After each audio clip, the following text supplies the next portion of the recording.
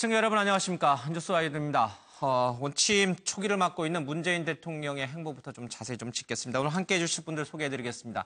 윤영걸 전 매경닷컴 대표, 김강덕 전 한국일보 정치부장, 이재경 광운대 겸임교수, 김능구 폴리뉴스 대표, 양지열 변호사가 함께합니다. 어서 오십시오. 안녕하세요.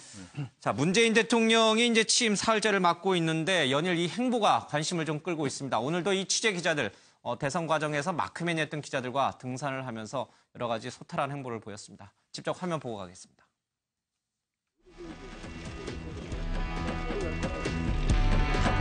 파이팅! 파이팅! 문재인 힘내라 갑니다. 문재인 힘내라!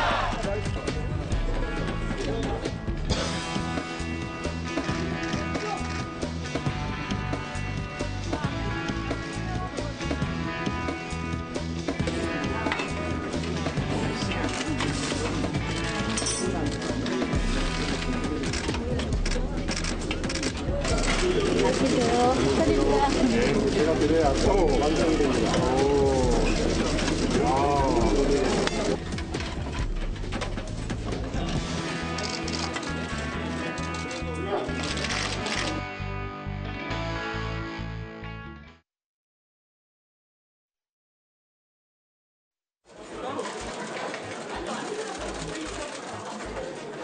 감사합니다.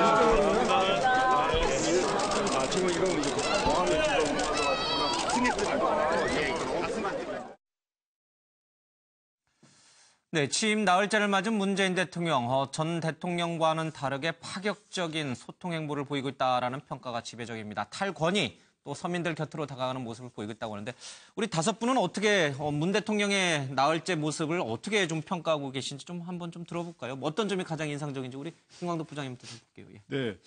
저는 그 문재인 대통령이 그러니까 지금 현재 일반적으로 인수위를 거치지 않고 갑작스럽게 취임했기 때문에 이 나흘 동안의 행보가 저는 속도 정치를 하고 있다. 속도 정치. 예. 속도 정치를 하고 있다. 북한식입니까? 예. 그러니까 북한에서도 뭐 속도전 얘기하는데 어쨌든 굉장히 빠른 속도로 그런 식으로 하고 그러니까 움직임이 빠르다. 왜냐하면 크게 한일이 보면 한 국정과제가 4가지인데 4가지가 이제 일종의 눈에 띄는 거는 소통과 통합 행보. 오늘 이제 청와대 기자들하고 산행한 것도 이제 굉장히 눈에 띄는 거고. 그다음에 야당 지도부를 연쇄 방문한 거. 이게 굉장히 핫한 그 눈에 띄고 과거에는 없던 건데 이제 그거에다가 이제 적폐청산에 관련된 행보가 있었고, 그다음에 인생 행보로 이제 인천공항공사를 방문한 게 있고, 그다음 사강국의 지도자들하고 그 외에 또 지도자들하고도 전화 통화를 하면서 하는 게 있고 또 그거 외에 인사를 또 단행하지 않았습니까? 이런 것들을 굉장히 빠른 속도로 하고 있다 이렇게 봅니다. 이게 이제 속도 정치라고 하는 것이 다른 표현으로 준비하면은 이미 잘 준비돼 있다, 무엇을 해야 될지 잘 알고 있다 이런 의미인가요? 네, 그렇죠. 그러니까 이미 대선 과정에서부터 종반전에는 지지율 차이가 워낙 컸잖아요.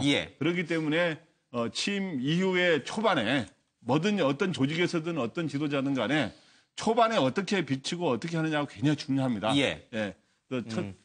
그래서 초반에 좀 잘해야겠다고 보고 처음에 이 말과 이 행보에 대해서 나름의 다 준비를 하고 계획을 하지 않았느냐 이렇게 생각합니다. 선거 내내 이 캐치프라이즈도 준비된 대통령이었는데 내가 대통령이 취임하면 인수위 과정이 생략됐으니까 무엇을 우선순위를 두고 해야 될지를 가장 잘 알고 있고 그대로 지금 실행에 옮기고 있다. 그래서 속도전 있게 지금 가고 있다. 이런 얘기군요. 양지열 변호사님 뭐라고 쓰셨습니까? 3일을 4년과 똑같다라고 썼는데요. 예. 원래 이건 제가 만들어낸 말이 아니라 SNS에서는 사실은 취임 3시간 이후에 4년과 똑같다라는 말이 올라온 바가 있었습니다. 그러니까 국민을 만나고 얘기를 들어보고 소통하려고 하는 노력, 그리고 인사에서 볼 수 있는 앞으로 무엇인가를 할 것인가라는 것이 벌써 이제 박근혜 전 대통령 때에 벌어졌던 많은 문제를 이미 지우는 작업에 다 들어갔다라고 보인다는 거고요. 그것이 그만큼이나 큰 저는 4년이라고 똑같다라고 볼 수 있다는 게 사실 사람은 굉장히 정신적인 존재죠. 국민도 마찬가지고요. 이게 얼마나 희망과 긍정의 에너지를 주느냐에 따라서 지금 당장은 안 바뀌었다고 할지라도 바뀔 부분에 대한 기대가 그만큼 올라갈 수 있고 그렇게 될 것 같다는 생각을 들게 만드는 그런 짧지만 긴 3일이었다라고 평가를 하고 전임 있습니다. 대통령이 4년 동안 한 일을 단 3일 만에 다 했다. 뭐 어떤 점이 그렇게 눈에 확 진짜 바뀌었구나. 뭔가 대통령이 달라졌구나. 이런 모습을 어디서 주로 우리 느꼈어요? 가장 많이 느꼈던 부분은 아무래도 이제 지금 소통의 문제겠죠. 직접적으로 사람들의 얘기를 듣고 뭐 단순히 그게 예를 들어서 청와대 직원들하고 밥을 같이 먹었다. 이게 그냥 보여주기라고 저는 받아들이지 않는 게 왜 이게 긍정의 에너지고 세상의 변화를 가져오냐면 당장 월요일부터 아마 기관장급 고위공직자들 구내식당 이용 안 하시다가 들어가셔서 그전에는 혹시 보셨는지 모르겠지만 예전에 이런 것들이 있었어요. 구내식당 가서 한쪽에 칸막이 딱 쳐져 있어서 그분들만 따로 잘 들르시지도 않지만 들려도 그렇게 식사를 하셨는데 이제 직원들하고 같이 어울려서 아마 하는 문화가 생길 겁니다. 그런 것들이 벌써 제가 3일을 4년이나 마찬가지라고 말씀드린 근거입니다. 우리 국민이 대통령에게서 보고 싶었던 모습 단 사흘 만에 다 보여줬다. 우리 이재경 교수님 뭐라고 쓰시죠? 뭐 앞으로도 계속 보여주실 거라고 보는데 기본적으로 뭐 정치 행보는 뭐 공백이 된 4강 대통령들하고 통화하고 뭐 야당 당사 대표 방문하고 이런 거는 이제 좀 색다른 정치 행보로서 소통 정치 행보로 보이지만 개인적으로 좀 비교가 되면 전임 대통령들하고 비교를 하면 저는 뭐 주민들하고 셀카를 같이 찍는 모습이라든가 그다음에 이제 본인이 직접 식판을 들고 직원들과 식사를 하는 모습 그리고 기자들한테 본인이 직접 브리핑을 하지 않습니까? 인사 문제라든가 이런 것들이 상징하는 부분이 바로 탈권위 그다음에 그 낮은 대통령을 지향한다. 근데 저는 그런 생각을 해요. 탈권위의 권위다. 정말로 국민 속에 저렇게 낮게 들어가면 국민이 만들어주는 권위야말로 진짜 권위 아니겠습니까? 구중궁궐 안에 콕 틀어박혀 앉아서 신비주의하고 있으면 그건 권위가 아니거든요. 그건 자기들끼리 권위지 국민이 진짜 부여해주는 권위는 저렇게 국민 속으로 낮게 들어가면 저것이 우리는 탈권위라고 표현하지만 탈권위 속에서 진짜 권위가 생기고 있다. 지금 저는 사실은 문재인 지금 대통령은 4일 동안 국민 속으로 낮은 대통령 행보를 함으로써 국민들이 만들어준 권위를 새로 만들어서 국민이 만든 권위를 확보해 가고 있다. 이렇게 좀 평가합니다. 알겠습니다. 다들 뭐 칭찬 일색이신데 그래도 대통령인 만큼 이 안전, 경호에 신경을 좀 더 써야 되는 것 아닌가, 일정까지 다 공개하는 것은 좀 너무한 거 아닌가라고 하는 시각도 분명히 이제 존재하는 것 같습니다. 혹시 좀 뭔가 보여주기식 정치 아니냐, 전임 대통령과 차별화에 너무 역점을 둔 거 아니냐, 혹시 이런 시각을 가지신 분이 있나요? 뭐 그런 면도 있을 수 있죠. 어떻게 보면은 문재인 대통령이 지금 4일 동안 이렇게 각광받는 거는 전임자 효과라고도 큰 원인이 있습니다. 기저 효과요. 아니 기업이나 공무원이나 어떤 자리를 맡으면은 제일 운 좋은 사람이 전임자가 엉망으로 해놓은 거예요. 그럼 조금만 해도 실적이 확 나타나고 제일 재수없는 게 전임자가 무지하게 일 잘해놓은 사람. 그 뒤에 가면은 실적이 안 나옵니다.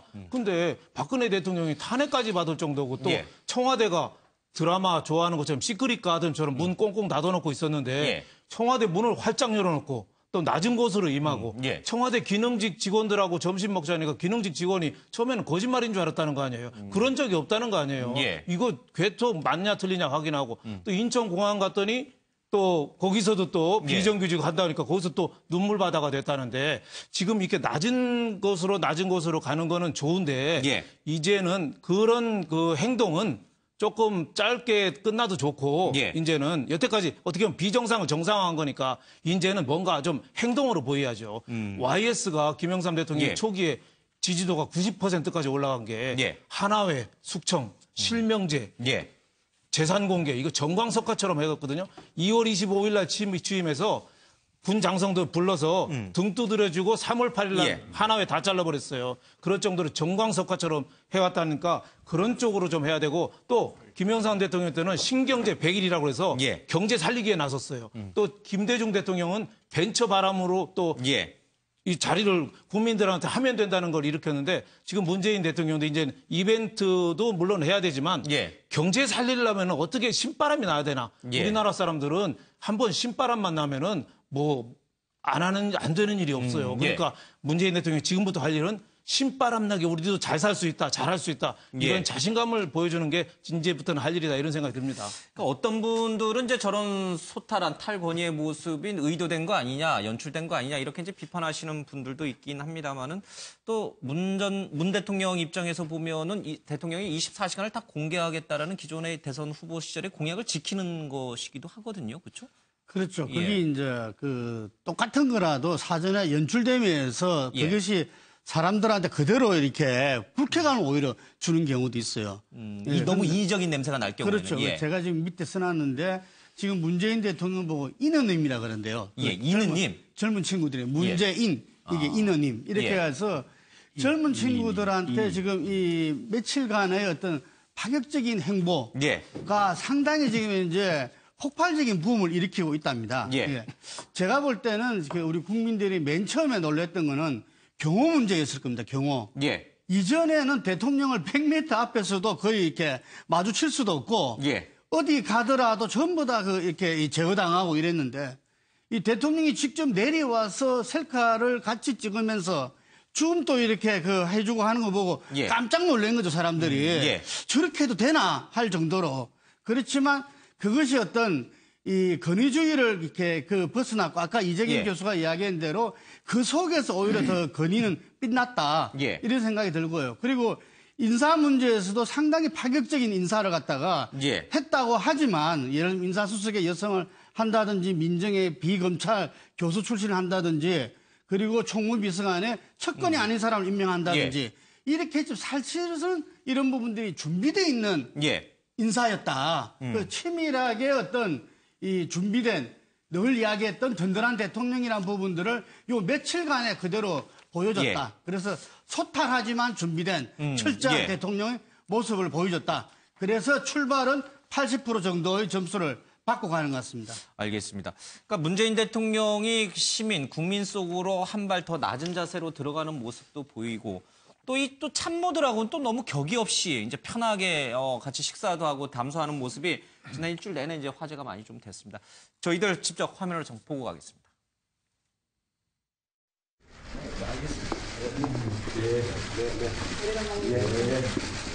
대통령이 좀 벗으시면 저희도 좀 벗겠습니다. 아, 그럴까요? 네, 편하게 좀 하십시다.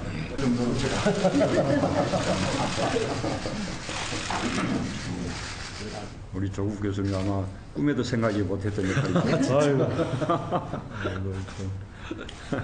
열심히 하겠습니다. 오늘 제일 주목받은 스타는 단연우리. 뭐 기재부에서 잘 나가고 있는데 혹시 우리가 이 어려움을 주는지 아닌지 잘 모르겠습니다. 근데 대통령께서 어떻게 하셨습니까? 우리 공무원 사회에서 이렇게 흑수저 출신의 가장 후배들이 이렇게 잘 되기를 기대하는 그런 분이시더라고요. 그런 내용을 어떻게 아셨습니까? 아니면 원래 뭐 낭중지추 그렇습니까?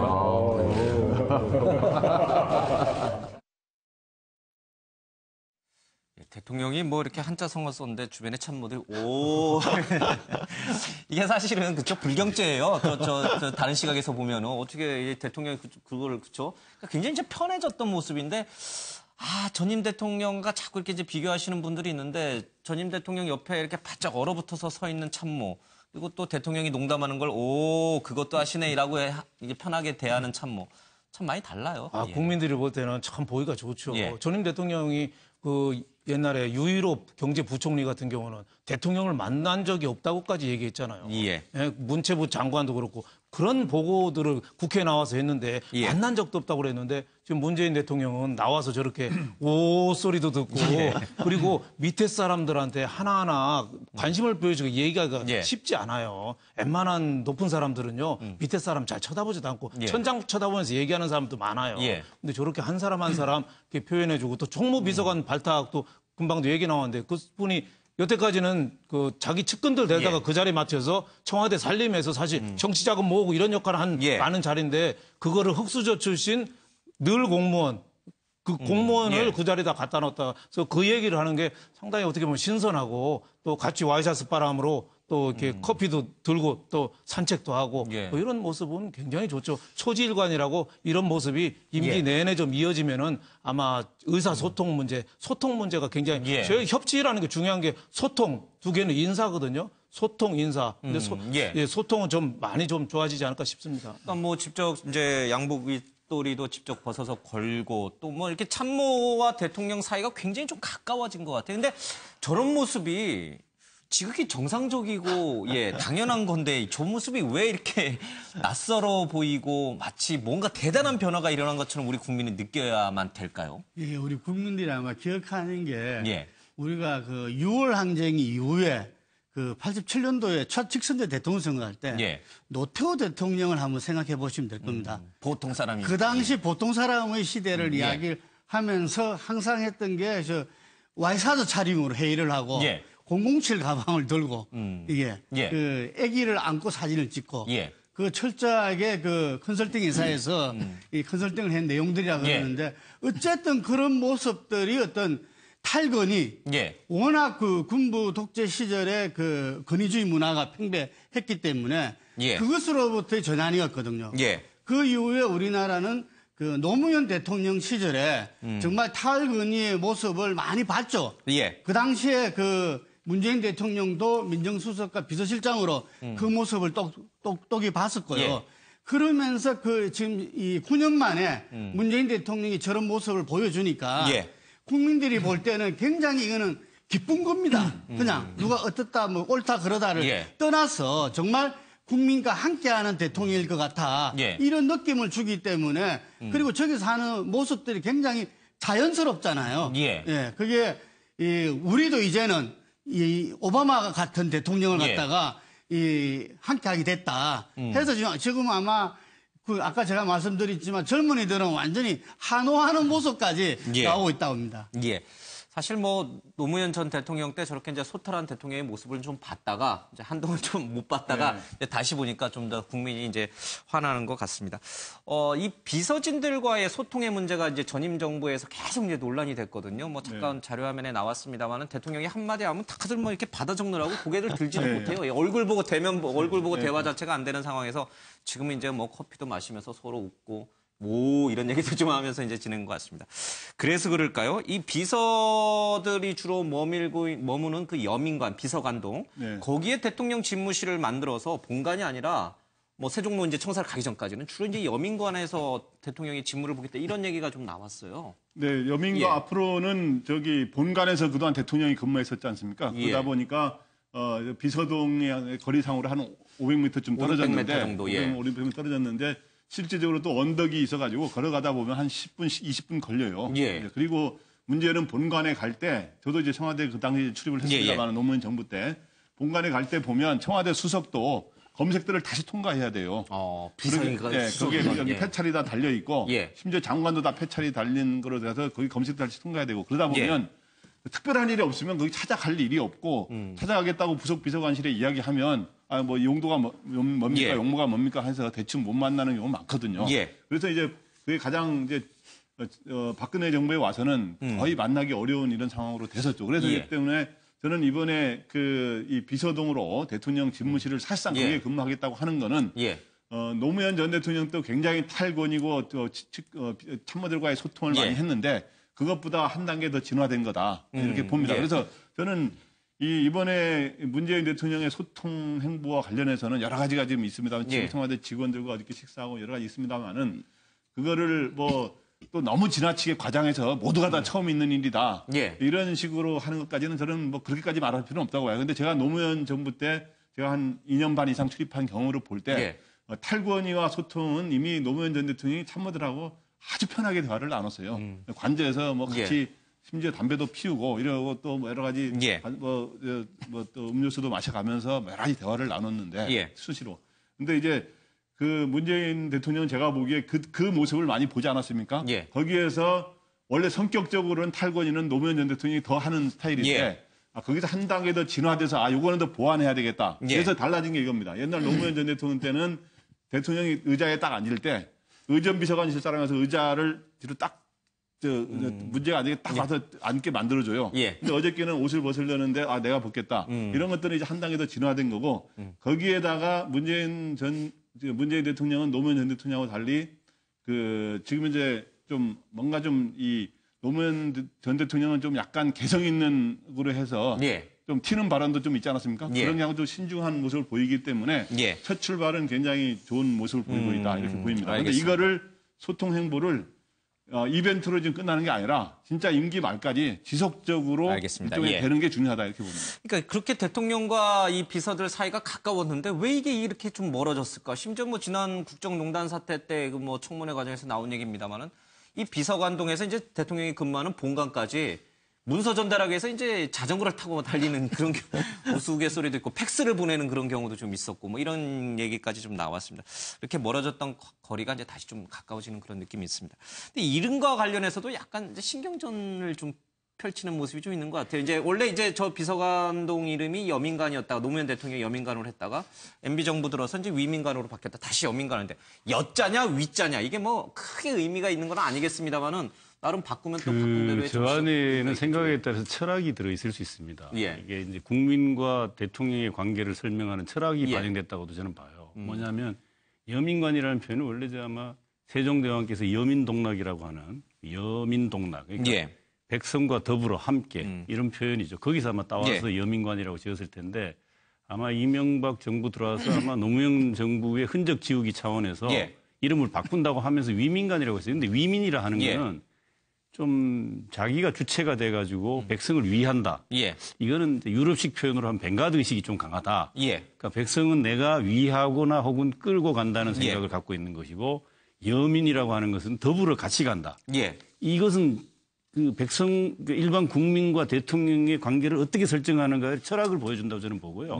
그래서 특히 지난 아마 그 후보 시절 토론회에서 그 문재인 대통령이 밝힌 것처럼 가장 존경하는 분이 세종대왕이라고 했고 그 리더십을 따르고 싶다고 했고 그래서 다시 여민관으로 했고 또 특히 그 참모들하고 겸상하시잖아요. 앞으로 저런 모습은 아마 자주 볼 거라고 보여지는데 알겠습니다. 그 소탈하게 그렇게 하는 거고 또 그 차이가 좀 있습니다. 송기인 그 노무현 전 대통령과 문재인 대통령의 정신적인 지주라고 불리는 송기인 신부가 한 언론에 오늘 아침 인터뷰 내용을 보면요. 노무현 전 대통령은 좀 주도적으로 자기 의사를 표현을 합니다. 참모들하고 대화할 때. 그 얘기를 좀 해보죠. 문재인 대통령은 경청을 하신다고 그러잖아요. 굉장히 그분의 말씀인데 실제로 제가 봐도 그런 약간의 차이가 있어서 알겠습니다. 참모들하고 더불어 토론하고 거기서 이렇게 충분히 듣고 하는 이런 모습은 좀 다른 모습으로 한번 보여주세요. 알겠습니다. 뭐 말이 나왔으니까 이게 노무현 전 대통령 따라하기냐 또 따라하면 어떻습니까? 좋은 건 따라하면 좋죠. 어쨌든 노무현 전 대통령의 행보를 따라하는 것인지 아니면 좀 차이를 두고 또 다른 점은 또 무엇인지 같은 점은 무엇인지 뭐 얘기 나왔으니까 저희들이 이 부분 한번 짚어보죠. 비슷한 점 다른 점 혹시 있으면 좀 써주시고요. 그동안에 노무현 전 대통령이 과거 문재인 대통령을 칭해서 했던 말, 또 그리고 문재인 대통령의 주변인들이 전하는 문재인 대통령의 성격, 이런 것들은 어떤 것인지 화면을 잠깐 보겠습니다.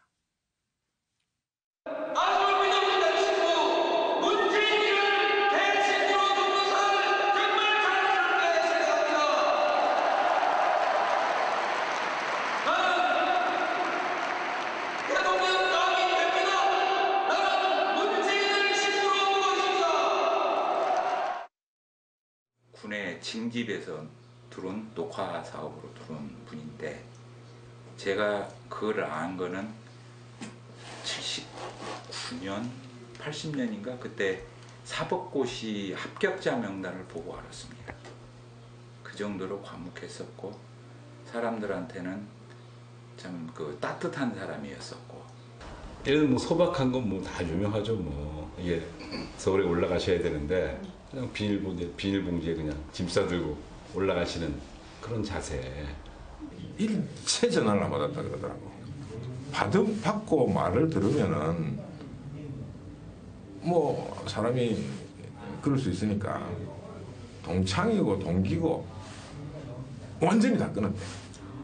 그냥 원칙주의자세요. 그래서 이렇게 뭐 약간의 그 타협 뭐 이런 얘기를 하면 이제 이렇게 뭐라 그러나 핀잔을 받아요. 뭐 그렇게 응? 얕은 수를 쓰려 그러냐. 그래서 그냥 전공법으로 갑시다. 예, 노무현 전 대통령과 문재인 대통령 모두 인권 변호사 또는 노동 전문 변호사 또 이제 학생 운동도 하셨고 또 한 분은 이제 노동 운동을 하셨던 분이어서 정치적으로는 굉장히 좀 닮아 있긴 합니다만은 그 사이 그 속에서도 또 차이점이 있다라는 얘기가 이제 흘러나오고 있습니다. 오늘 아침 이제 송기인 신부가 중앙일보와의 인터뷰에서 이제 그런 얘기를 좀 했습니다. 글쎄요, 뭐 보는 시각에 따라서는 두 분이 너무 닮은 것 같기도 하고 그러나 여전히 좀 차이는 분명히 있을 것도 좀 같습니다. 양지열 변호사는요, 노무현 전 대통령하고 지금 이 문재인 대통령이 어떤 점에서 닮았는지 또 어떤 점은 좀 다르다고 보시는지요? 그 소박하고 소탈한 모습 자체는 예. 거의 두 분이 공통되신 것 같아요. 예. 다만 저는 문재인 대통령이 조금 더 세련미가 좀 갖춰진 게 아닌가. 문재인 대통령이 좀 세련미가 그거는 있다. 어떻게 보면은 대통령 본인의 개인의 문제이기도 하지만 대통령을 이른바 우리가 참여정부 3기라는 표현도 쓰지 않습니까? 예. 그런데 그 사이에 9년의 세월이 흘렀습니다. 그러니까 문재인 대통령뿐만 아니라 주변에 있는 분들까지도 약간은 좀 더 원숙해졌다라고 예. 해야 될까요? 굉장히 노무현 전 대통령이 당선됐던 시절만 해도 소통하고 소박하고 그런 부분은 굉장히 좋았지만 한때는 또 거칠 때도 있었습니다. 조금 예. 다른 어떤 여론을 갖고 생각을 가신 분들과 그래서 충돌도 좀 이어졌었는데 그런 부분을 많이 걸러가는 것 같고 문재인 대통령 이번에 얼마 전에 어제였나요? 12일 날 댓글을 하나 또 인터넷 기사에 다셨습니다. 예. 이게 이제 세월호 관련 기사에 댓글을 달았는데 댓글을 달 때 노무현 전 대통령도 그런 걸 많이 하시는데 참모들도 모르게 혼자 덜컥 다셔가지고 예. 이게 여론에 막 굉장히 반향을 크게 일으키고 그러는데 이번에 문재인 대통령 그걸 다시기 전에 또 윤영찬 국민소통 수석한테 물어보셨대요. 예. 내가 달아도 되겠냐 대통령인데. 그러니까 그런 식으로 주변 사람들의 의견을 모아가면서 자신의 소통을 강조를 하시는 부분들이 조금 더 세련되고 원숙된 것 같고요. 한 가지 유감도 있습니다. 저는. 흔히 인터넷에서 그렇게 표현을 쓰더라고요. 얼굴 패권주의다. 주변의 인물들이 그게 불만입니까? 너무 남자분들이 요즘 불만이에요. 예. 그 뭐 조국 민정수석이나 뭐 문재인 대통령도 예. 그렇고 훨씬 더 그 부분도 또 눈에 띄는 차이점 중에 알겠습니다. 하나입니다. 예, 너무 잘생긴 참모들을 두고 있는 것이 불만이다. 예, 그것도 불만일 수 있겠군요. 예. 어쨌든 노무현 전 대통령은 좀 투박함이 있다면은 예, 문재인 대통령은 조금 약간 세련된 모습이 좀 있다. 예, 그게 차이점이다. 우리 아까 제가 이재경 교수님 이제 송기인 신부 얘기를 좀 하셨는데 문재인 대통령과는 노무현 전 대통령은 일단 마음을 확 정하면은 이제 밀어붙이는 그런 성격. 그러니까 남의 말을 조금 잘 듣지 않는 성격. 그러나 문재인 대통령은 남의 말을 끝까지 잘 경청하는 성격이다라고 이제 송기인 신부가 얘기했잖아요. 예. 그런 부분이 아마 가장 큰 차이인가요? 아니면 상당히 제가 볼 땐 개인 그 퍼스널리티라 그러죠. 예. 인성은 상당한 차이가 있다고 보여집니다. 같은 점은 우선 그 소탈하고 서민적이고 그 예. 사람 냄새 나는 점은 닮았는데 예. 그 가장 정치적으로 큰 차이는 이제 준비 정도가 확연히 달랐던 거고요. 문재인 대통령 등장 때 지금 문재인 대통령이 4년 이상 준비 해온거하고 인적으로나 정책적으로 예. 준비된 거하고 노무현 대통령 준비 정도는 좀 차이가 있고요. 그 캐릭터라 그러죠. 예. 성격은 제가 알고 있기로는 노무현 전 대통령은 되게 주도적인 예. 스타일이고 격정이 넘치는 분이세요. 예. 근데 문재인 지금 대통령은 얘기를 주로 경청도 잘 하시고 되게 인내심이 강해요. 예. 예컨대 지난 아마 대통령 선거 과정에서 상대 후보 진영이 보였던 그런 네거티브 공격에 대해서 예. 저는 그런 생각을 해봤어요. 노무현 전 대통령 같은 과연 저런 어떻게 대응했을까? 그런 상상을 매번 하면서 저는 TV 토론도 보고 예. 네거티브 공세를 봤는데 그 문재인 지금 대통령은 농담처럼 그러지 않습니까? 몸에 사리가 생겼을 거다라는 예. 게 아마 SNS상에 나돌 정도로 참 잘 참으시고 인내를 잘 하시는 거예요. 예. 그런 점이 부분이 좀 굉장히 차이가 있다. 예, 캐릭터상의 차이가 좀 아닌가. 김구 대표님께서는 어떻게 두 분의 차이점은 뭐라고 보십니까? 예, 그 시대적인 환경 차이가 크다 이렇게 봅니다. 그 노무현 대통령 같은 경우는 다들 앞에서 이야기했지만 좀 투사형 리더십을 갖고 있잖아요. 그건 그 시대가 본래 그 노무현 대통령 대통령 선거 포스터에도 새로운 대한민국 써 있습니다. 그래서 자기가 어떤 새로운 시대를 여는 사람이 되고 싶었지만 어쨌든 자기는 구시대의 막내였다 이렇게 표현을 했지 않습니까? 그와 마찬가지로 노무현 대통령 때는 전반적인 어떤 그 정치 환경이 예. 상당히 그 힘들었죠. 불리했고. 예. 그래서 대통령 당선될 때도 겨우 2.3% 정도 이겼거든요. 예. 그렇지만 지금 문재인 대통령 같은 경우는 사실은 1년 전만 하더라도 문재인 대통령이 과연 당선될 것이냐 의구심을 다 가졌었습니다. 예. 그런데 이것이 대통령이 그 탄핵되는 어떤 그러한 이 170만의 어떤 1,700만의 촛불 민심에 힘입어서 예. 저는 그 문재인 대통령이 당선이 됐다 이렇게 생각하거든요. 그러니까 그 기간 동안에 상당히 많은 예. 인수위가 없지만 거기에 대한 준비를 해왔다. 그러면서 여러 사람들하고 정말 집권 이후를 어떻게 풀어나갈 것인가 부분에 대해서도 논의하고 협의하고 함께 예. 할 수 있는 그래서 부드러운 카리스마를 가질 수 있는 그러한 그 이 시대적 환경의 차이가 가장 컸다 예. 이래 봅니다. 투사적 이미지 뭐 이쯤 되면 막 가자는 거지 뭐 그런 이제 유명한 이제 말도 예. 있었습니다. 그런 이미지가 좀 노무현 전 대통령 강했지만 뭐 문재인 대통령이 잘 준비된 기간이 있었기 때문에 조금 부드러운 카리스마를 발휘할 수 있었다. 예, 그런 차이도 좀 있을 게 있군요. 시대적 차이인 거죠, 그러니까 쉽게 말하면. 예. 예.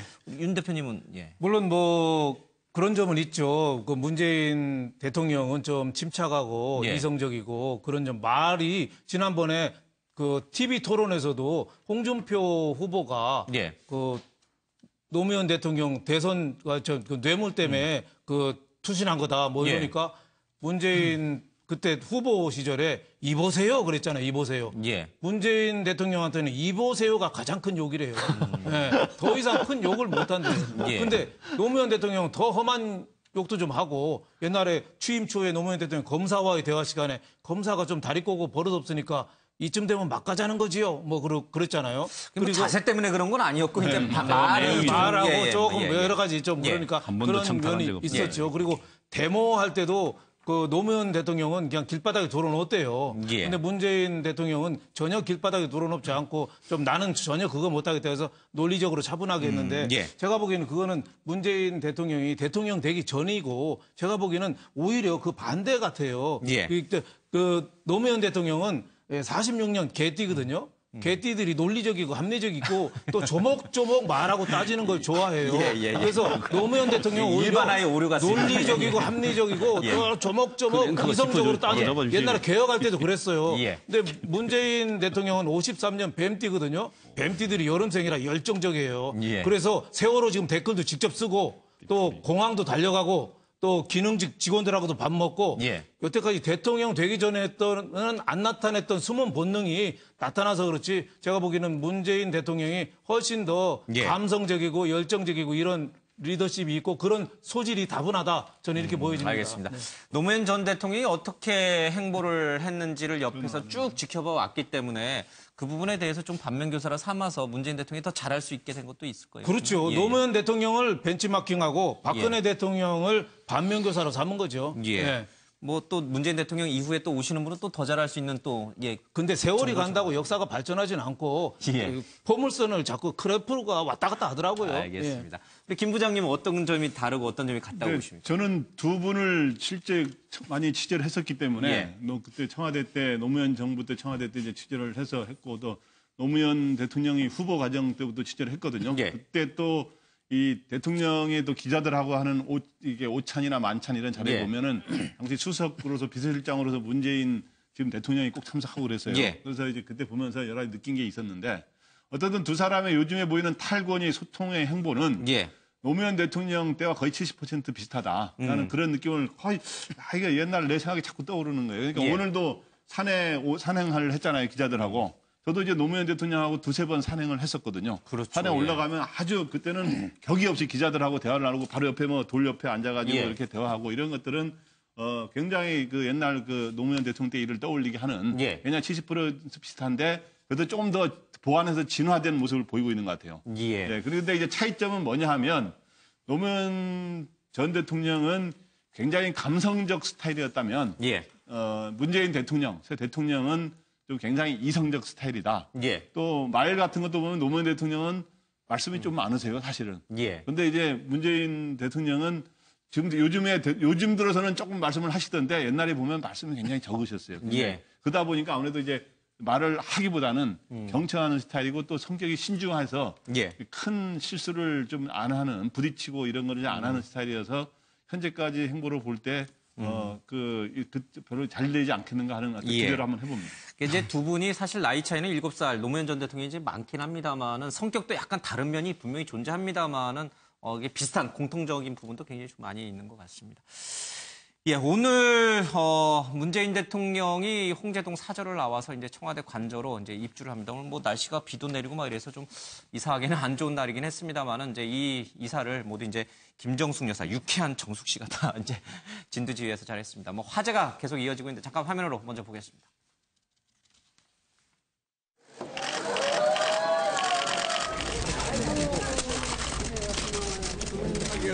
뒤로 조금.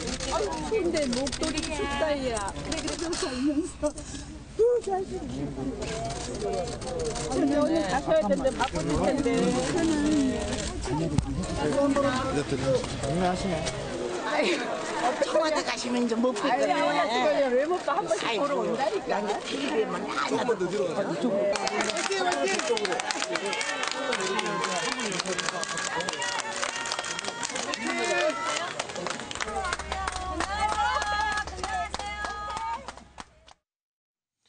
예, 한 1년 6개월 남짓인가요? 이제 그 정도로 홍제동에 살았는데도 뭐 이웃 주민들하고 굉장히 가까워졌네요. 예, 원래 부침성 있잖아요. 유쾌한 정숙지라고 그래서 예. 부침성도 있고 저렇게 눈물도 흘리고 적극하게 활동적이죠. 예. 한 살 어려서 말띠입니다. 굉장히 행동하는 말띠예요. 저 짙은데 굉장히 적극적입니다. 그러니까 호남 특보라고 불릴 정도로 호남에서 활동할 정도로 말띠들이 굉장히 적극적으로 유명한데 오늘도 그 동네에 아주머니가 와서 막 행패를 부렸대요. 행패는 아니고요. 행패가 아니고 큰 소리 치고 막 그랬는데 있었죠. 그거를 불러 들어와서 라면을 대접했는데 컵라면을 그거를 먹을 수는 없어서 그 사람이 들고 나오면서 참 미안해서 못 먹었다면서 나왔는데 그분이 그 옛날에 박근혜 대통령 때도 그런 적이 있어서 파출소에 그때는 끌려갔었다는데 지금은 이렇게 가서 대접을 받을 정도로 어떻게 보면 굉장히 친밀한 모습이죠. 그 이틀 동안 사는데도 주민들이 그렇게 잘해주고 종래에서 떡도 돌리고 아주 뭐 따뜻하게 했다는 소문이 많이 있습니다. 저 아주머니께서 행패 부린 건 아니고요. 예, 아마 이제 그 공인중개사 사무실을 하고 있는데 뭐 여러 가지 이제 뭐 건물 재건축이나 이런 과정에서 보상을 제대로 받지 못해가지고 이제 좀 억울하신 부분이 있었나 봐요. 그러니까 전임 대통령 때도 계속 이제 가서 항의를 하고 이제 하소연을 했는데 그게 잘 풀리지 않았는데 오늘도 갔는데 의외로 김정숙 여사가 다른 것도 아니고요. 한 10년이 넘은 민원이었다고 합니다. 그런데 그걸 아무도 안 들어줬던 것 같아요. 문제는 이렇게 이분이 새롭게 민원을 한 게 아니라 계속 끊임없이 어딘가를 다니면서 이렇게 다니셨고 대통령 또 취임될 때마다 그러니까 4년 전에도 갔다니까 그때도 그렇게 갔었던 거고요. 오늘도 사실 어떻게 보면 김정숙 여사가 민원을 해결해 준 건 아니에요. 민원 들어준 건 아니에요. 민원을 해결해 준 게 아니라 왔는데 자꾸 배고픈데 하루 종일 아침부터 있었다는 소리를 듣고 나도 밥 먹으려다가 밖에서 배고프다는 소리가 들리니까 그러면 같이 밥 먹읍시다 하고 끌고 들어갔는데 라면 끓여줄게요 하고 들어갔는데 이분이 차마 집 안에까지 못 들어가서 끓여주는 그러니까 컵라면에 물을 붓고 들어오는데 기자들 전원이 그래요. 이제는 밥까지 얻어먹었으니까 이제는 안 들어도 된다. 이분이 자기 문제가 해결된 건 아니지만 그 억울함을 들어줄 사람이 있었다는 것만으로도 그게 다 풀린 것 같았다는 거예요. 저게 지도자의 자세 아닐까 싶어요. 저도 이제 저 기사를 보면서 과연 김정숙 여사가 저 민원인의 얘기를 어떻게 들어줬을까요? 왜냐하면 저 민원인 얘기를 다 들어주고 그걸 또 해결해주면 저분 말고 또 다른 민원인들이 엄청나게 몰려옵니다. 그래서 저거를 어떻게 슬기롭게 들어줬을까 그랬더니 나는 민원 얘기는 모르고 배고프다고 하시니까 제가 라면은 드릴게요라고 해서 이제 라면만 드리고 저분이 이제 고마워서 돌아가셨다는 얘기를 하는데 아니나 다를까 사실 문재인 대통령 당선된 이후에 광화문 광장도 그렇고 지금 뭐 청와대 앞도 그렇고요. 민원을 좀 들어달라, 이걸 좀 해결해달라라고 하는 게 굉장히 많아졌어요. 피켓 시위, 피켓 이제 들고 하시면. 그걸 대통령이 또 대통령 영부인이 들어줄 수는 없어요. 그걸 좀 잘 해결하는 것도 굉장히 좀 쉬운 문제는 아닐 것 같다는 생각이 좀 들어요. 근데 실제로 그 정부가 저런 민원 부분을 받아서 처리해주기 위해서 행정기관하고 이제 갈등이 생기거나 이런 부분을 제도화 시켜 놓은 게 있죠. 국민고충처리위원회가 있었고 지금은 이제 그런 부분들을 다 통합해서 국민신문고를 통해서 다 받아들여주고 그것을 제도적으로 담당하는 기구가 국민권익위원회가 있습니다. 거기가 아마 1년에 막 수만 건, 많게는 수십만 건까지 아마 처리하고 다루고 그렇게 해서 아마 민원이 청와대로 들어오는 민원들은 국민신문고나 이렇게 통합 처리를 해서 아마 그 부분에 대해서 애프터 서비스를 하는 걸로 저는 지금 알고 있고요. 아마 그래도 잘 안 되는 분들은 정말로 억울해서 주로 이제 청와대 청와대에 하소연하는 경우가 많은데 그런 부분도 앞으로 충분히 받아서 그 해결해 줄 수 있는 건 해결해 주고 이해를 구할 수 있는 건 이해를 구해 나가는 그런 방법을. 근데 이게 뭐 저마다 이제 다들 사정이 있기 때문에 그 민원 들어주다가는 제대로 국정을 돌볼 수가 없습니다. 이제 뭐 해결할 수 있는 부분은 해결하고 또 안 되는 건 안 되는 거라는 거를 아마 좀 잘 긋고 가야 될 것 같습니다. 어쨌든 오늘의 저 라면 문제로 인해서 김정숙 여사에 대한 이 국민의 관심도 좀 높아진 것 같습니다. 선거 유세 기간에 이 김정숙 여사는 호남 특보로도 불리기도 했고 또 유쾌한 정숙 씨로도 이게 국민에게 많이 좀 다가갔습니다. 직접 화면으로 보겠습니다.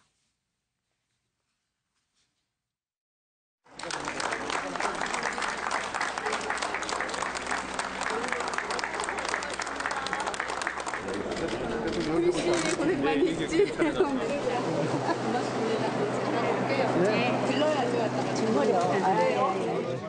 버티고 견뎌주셔서 감사합니다.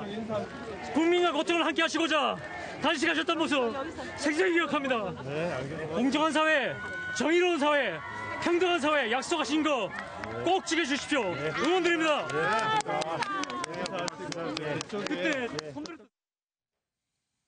예, 뭐 이게 가발 뒤집어 쓰고 이제 노래하던 모습도 이제 김정숙 여사에게 보이는데, 이제 좀 청와대 관저가 밝아졌다는 얘기가 좀 나와요. 그동안 너무 이렇게 폐쇄돼 있었고 또 이제 박근혜 전 대통령이 이제 혼자 계셨으니까 좀 씁쓸하고 적막했다 이런 얘기도 좀 있었는데 지금 이제 활발한 김정숙 여사가 들어가면서 관저가 좀 활발해졌다, 활기 넘친다 이런 얘기들이 좀 나오네요. 예. 네, 관저가 뭐 어느 때보다도 역대 대통령 중에 좀 밝고 좀 분위기가 사람 냄새 난다 이런 뜻이에요. 예, 좀 분위기가 밝아질 거는 사실인 것 같아요. 왜냐하면 특히 이제 박근혜 대통령 때는 박근혜 대통령이 가족이 혼자였지 않습니까? 최순실 씨가 왔다 갔다. 예, 그래서 뭐 혼자였고 최순실 씨가 주말에 오고 그다음에 이제 소위 문고리 장관 비서관 정도 있고 그렇기 때문에 그래도 가족이 있으면 그게 좀 나은데 관저라는 건 이제 집에 가족들이 사는 것 아닙니까? 근데 박근혜 전 대통령 같은 경우는 가족들이 있지 않았기 때문에 굉장히 좀 적막한 그런 분위기였고 사실은 그리고 실제로 탄핵 이후에는 진짜 적막하고 고요하고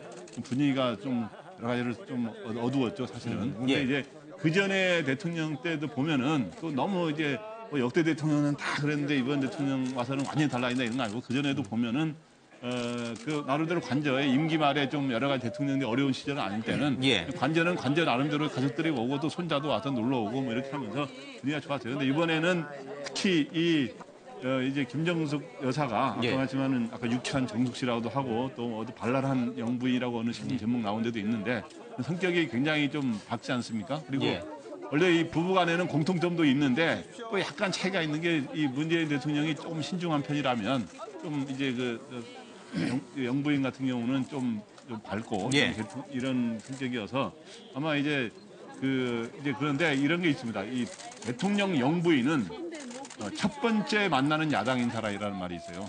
대통령이 만나는 그냥 청와대 참모들 직언한다고 다 지금 말을 하고 있지만 노무현 전 대통령 때도 보면은 진짜 직언하기 어렵다 그 당시 참모들이 그러더라고요. 진짜 직언하면 벌써 이 대통령 된 이유는 또 다르다는 거죠. 그런데 부인들은 안방에서 같이 대화를 나누면서 신문에 보니까 이런 안 좋은 이야기가 있더라, 이런 이론이 있더라, 이런 거를 직언을 할 수가 있다 이거죠. 그렇기 때문에 그런 거를 잘하는 영부인 역할을 하면 대통령의 국정 운영에 도움이 되지 않을까 생각합니다. 알겠습니다. 이제 제가 볼 때는 우리가 문재인 대통령이 재수했잖아요. 2012년도에 한번 떨어지고.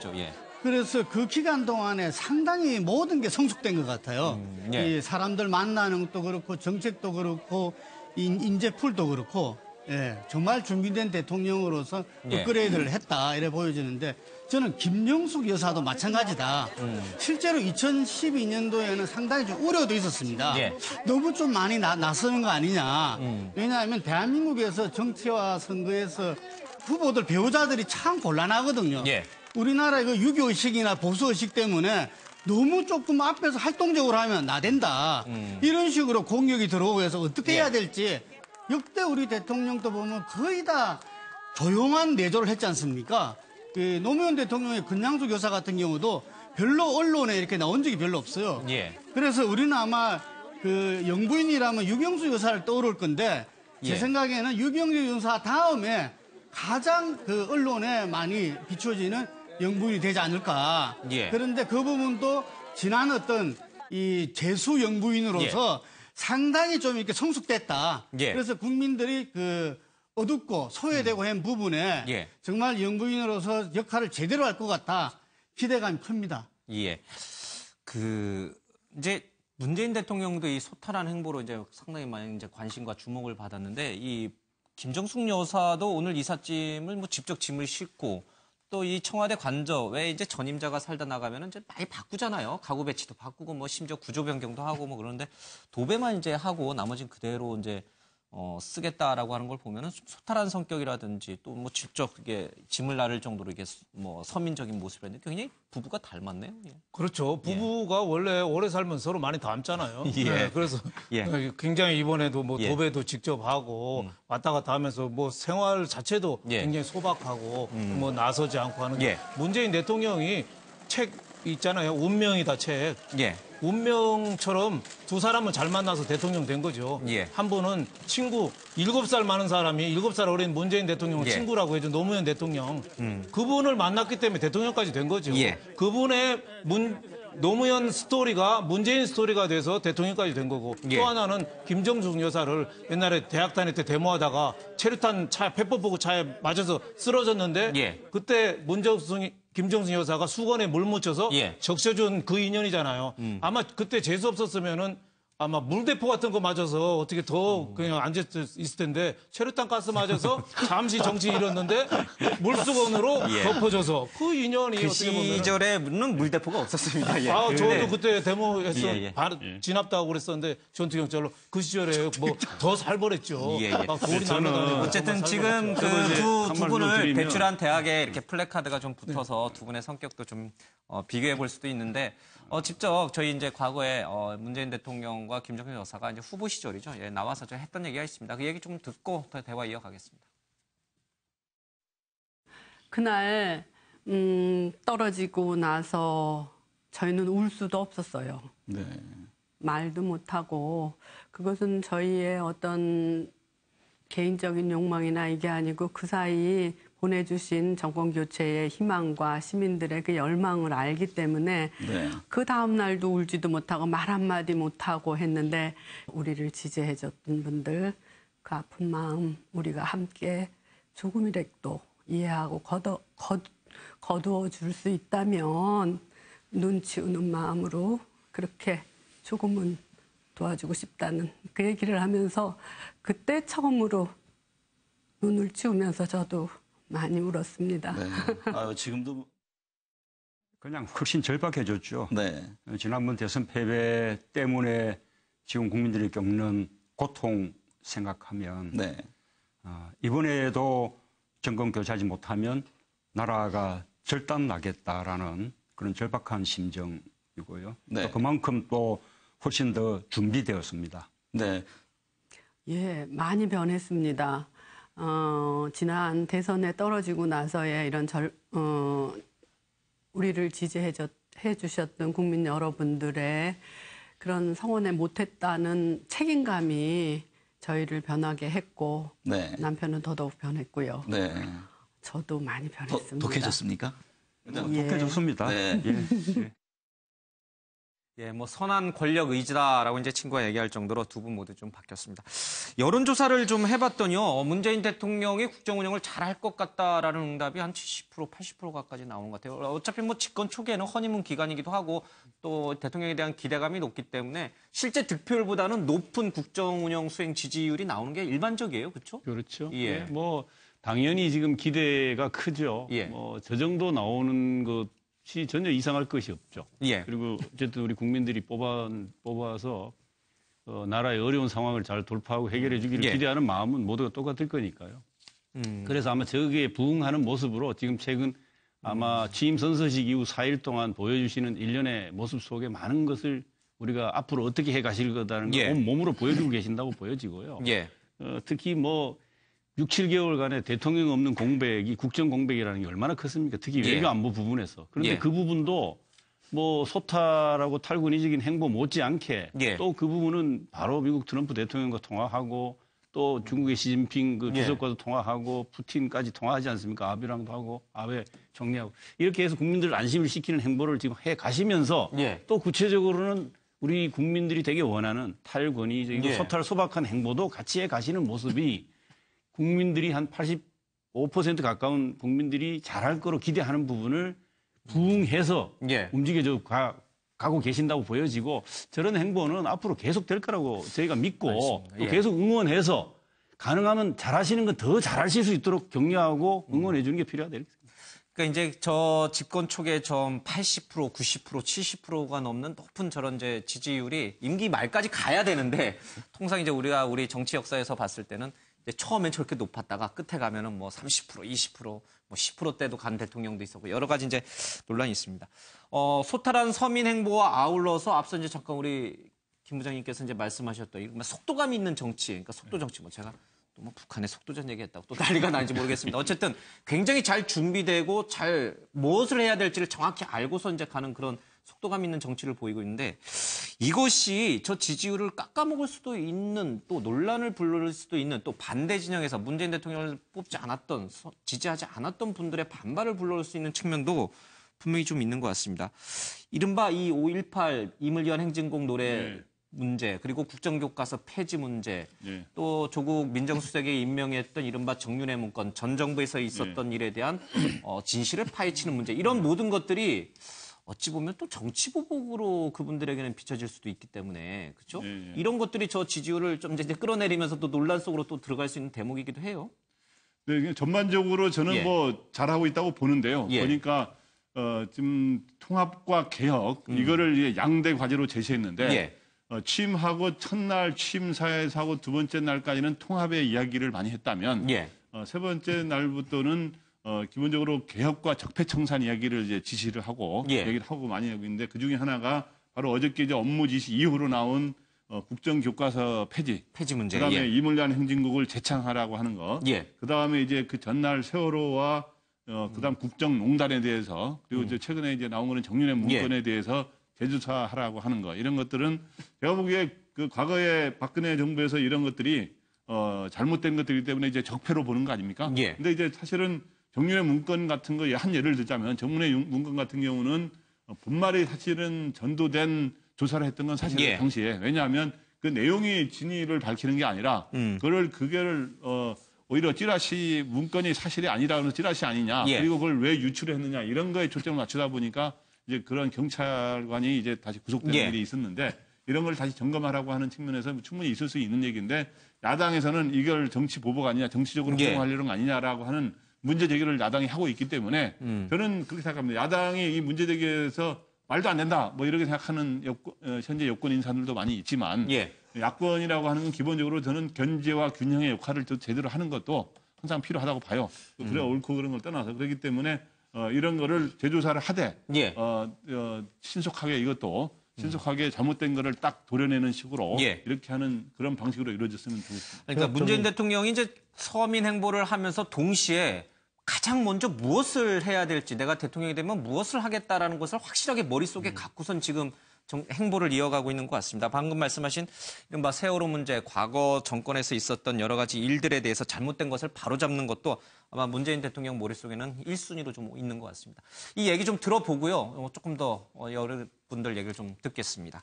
자, 조국 교수 그리고 문재인 대통령의 얘기를 좀 들어보겠습니다.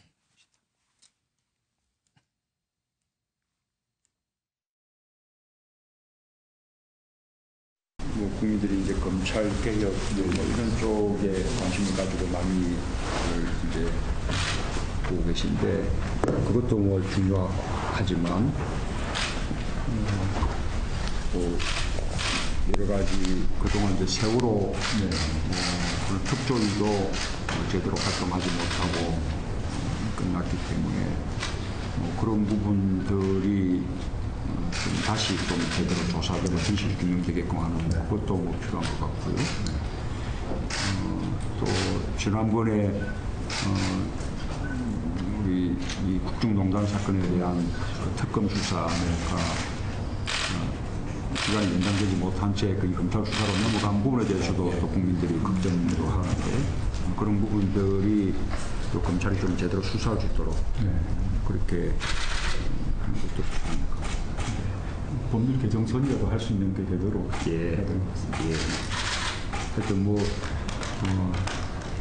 남아있는 일이 첩첩산중입니다. 한국의 검찰은 아시다시피 기소권, 수사권을 독점하고 있고 그 외에도 영장 청구권까지 가지고 있습니다. 지난번 박근혜 최순실 게이트와 관련해서도 과거 정부 하에서 검찰이 그 막강한 권력을 제대로 사용했더라면 이런 게이트가 초기에 미연에 예방되었으리라고 저는 믿고 있고요. 그런 점에서 그런 일이 일어나지 않도록 하는 것이 대통령님의 확고한 철학이시고 그 과거 이제 민정수석이 검찰의 수사 지휘나 그런 측면에 그 원활하게 소통을 했던 걸로 알고 있는데 그 측면에서는 어디까지 수사 지휘 부분을 하실 건지. 민정수석은 수사 지휘를 해서는 안 됩니다. 고비처를 만드는 것이 검찰을 죽이는 것이 아니라 진정으로 검찰을 살리는 것이라고 저는 믿고 있고요. 과거 노무현 정부 때와 같이 청와대와 검찰이 충돌하는 그런 방식이 아니라 검찰도 살고 고위공직자의 부패를 방지하는 고비처를 만드는 데 있어서 청와대와 검찰 그리고 국회가 모두 서로 합의하고 협력하기를 희망하고 있습니다. 예, 어떻게 보세요, 양지열 변호사님? 이제 이른바 세월호 사건의 발단은 사실은 이제 정윤회 문건에서부터 시작이 된다라는 얘기를 좀 많이 하는데. 예. 그렇죠. 그런 부분이 저는 충분히 있다라고 보고요. 지적하신 바와 같이 그때 2014년도에 충분하게 내용면에 있어서 왜 뭐가 잘못됐는지를 수사를 했다라면 지금과 같은 어떤 국정농단이나 대통령이 불행하게도 중간에 물러나는 일도 없었다는 것이고요. 저는 이것을 가지고 야권에서 물론 건전한 비판 측면에서 혹시 정치 보복이 아니냐는 문제 제기를 할 수도 있다라고 보지만 만약에 문재인 대통령이 정치 보복 형태로 갔다라면 조국 민정수석이 아니라 검찰을 잘 아는, 그러니까 검찰을 여전히 손에 쥐고 흔들 수 있는 이른바 사장의 칼날로 연장해서 쓸 수 있는 그런 사람을 안 쳤을 겁니다. 그래서 과거 대통령과 같이 검찰, 경찰, 세무기관 다 끌어치고 이른바 보복하면서 인적 청산에 먼저 들어갔겠죠. 근데 조국 교수가 얘기하고 있는 건 그렇게 하지 않겠다라는 거거든요. 그런 과거의 관행으로부터 떨어져 나가겠다는 거예요.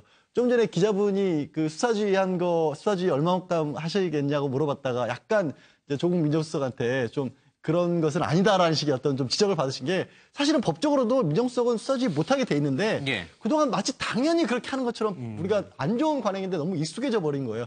그런 부분들을 없애겠다는 것이고 좀 전에 이제 조국 민정수석의 말씀을 덧붙여서 이어서 드리자면 그런 겁니다. 영장 청구 딱 하나만 해도요. 영장이라고 하는 것은 사람을 가둬둘지 말지를 결정하는 게 우리 헌법에 따르더라도 법원이 결정하면 됩니다. 그런데 우리는 경찰은 아예 청구조차도 못하도록 지금 제도적으로 막아져 있어요. 무조건 검찰을 통하도록 돼 있어요. 어차피 법원이 판단하는데 뭐가 다르겠습니까? 그렇게 지금 비정상적으로 돼 있는 부분이 너무 많은데 당연시 되는 부분들이 있으니까 그런 부분들을 법의 제도에 의해서 제도를 바꿔서 적폐를 청산하겠다. 이런 카드로 조국 민정수석도 저는 이렇게 임명을 했다라고 봅니다. 근데 지금 나온 얘기를 들어보면은 조국 민정수석이 이 뭐 세월호라든지 정윤회 문건이라든지 국정농단과 관련해서 이제 민정수석실과 이제 검찰을 그러니까 어차피 민정수석한테는 감찰권은 있으니까요. 그렇죠. 기존의 민정수석실과 검찰을 감찰해 봤더니 뭔가 좀 새롭고 의혹을 덮으려 했던 새로운 혐의가 나왔다. 그러면 이거를 검찰에 넘겨서 검찰이 다시 재수사를 할 수 있도록 하겠다는 얘기를 했어요. 그거는 수사 지휘가 아닌가요? 그거는 수사 지휘가 될 수는 없어요. 왜냐하면 수사 지휘라고 하는 건 극단적으로 말해서 전화기 들고 누구시죠? 이 수사 어떻게 돼가고 있습니까? 이 방향이죠.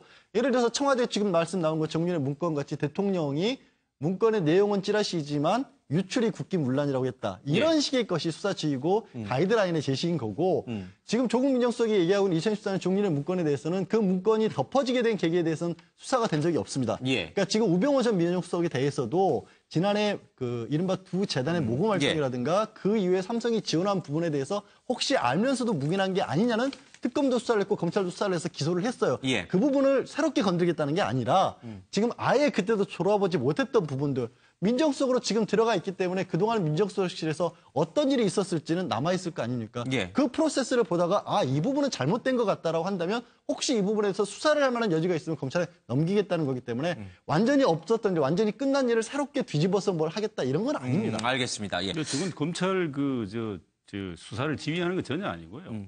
그 정윤회 문건이라든가 세월호 부분은 그 당시 민정수석실에서 검찰 수사에 관여를 했던 부분이 있는지 여부를 확인할 필요가 있다는 국민적 의구심이 계속됐지 않습니까? 지난 청문회 과정에서도 그랬고 이거를 풀어주는 거죠. 그 과정에서 뭐가 나온다면은 검찰이 수사하도록 이첩하겠다 이런 취지인 것 같고요. 저는 무엇보다도 지금 그 각 그 언론 조사가 이제 취임 이후에 조사된 걸 보면 차기 대통령이 무엇을 해야 되냐는 요구에 가장 높은 부분이 누적된 폐단 청산과 개혁입니다. 30%가 넘어요.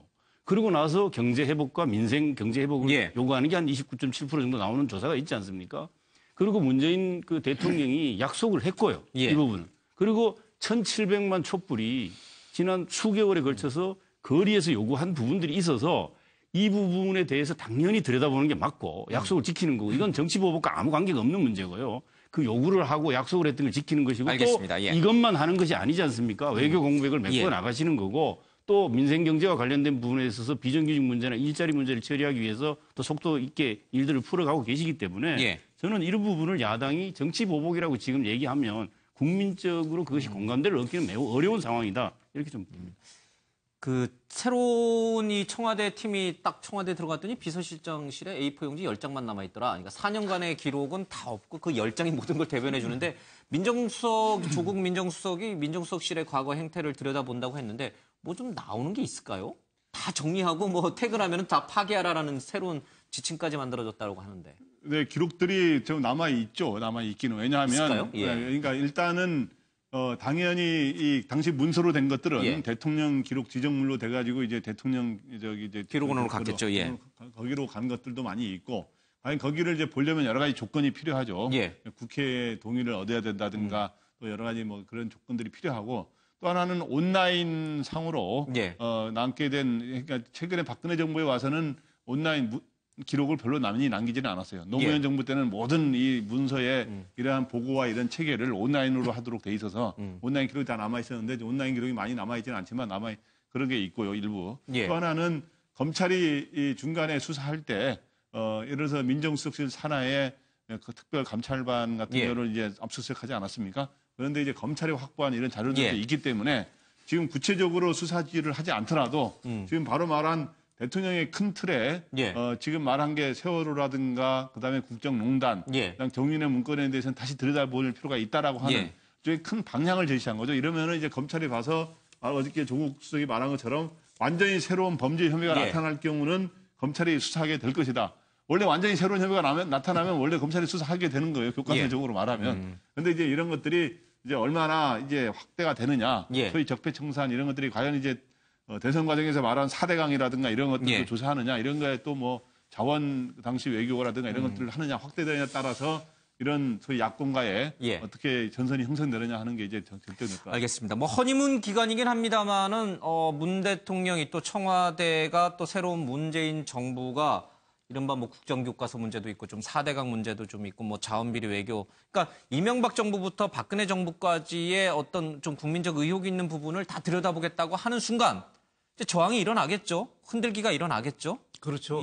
뭐 노무현 전 대통령 때도 사실은 이제 4대 입법 문제와 관련해서 완전히 이제 충돌을 해버리면서 이제 거기서부터 이제 파열음이 나기 시작한 거잖아요. 그렇죠. 특히 4대강 뭐 비리를 조사한다 하면은 아무래도 노무현 대통령이 타계한 게 또 노무현 대통령의 조사가 그때 이명박 대통령 때 들어서 그 조사한 게 검찰 조사가 또 원인이 됐으니까 어떻게 보면 지금 정권으로 봐서는 이명박 정권한테 좀 감정이 있을 수 있다. 많은 국민들이 또 그렇게 생각하는데 또 바로 시작되면은 거기에 대해서 국민들이 정치 보복이 아니냐 뭐 이렇게 생각할 수도 있는데 뭐 지금 그 국민들이 생각하는 검찰 제일 1순위가 검찰 개혁이에요. 그런 면에서 지금 검찰 개혁이라든지 또 국정가치 1순위가 또 정의라고 대답한 사람이 32%가 되거든요. 그러니까 하려면은 정광석화처럼 할 수도 있어요. 꼭 분명히 나오면 되는데 예를 들면 좀 말이 조금 달라지면은 그 오해 소지가 있는 거죠. 그 11일 날도 그 조국 그 민정수석이 수사 지휘 안 한다 검찰. 당연한 얘기죠. 수사 지휘하면은 직무유기입니다. 직권남용이에요.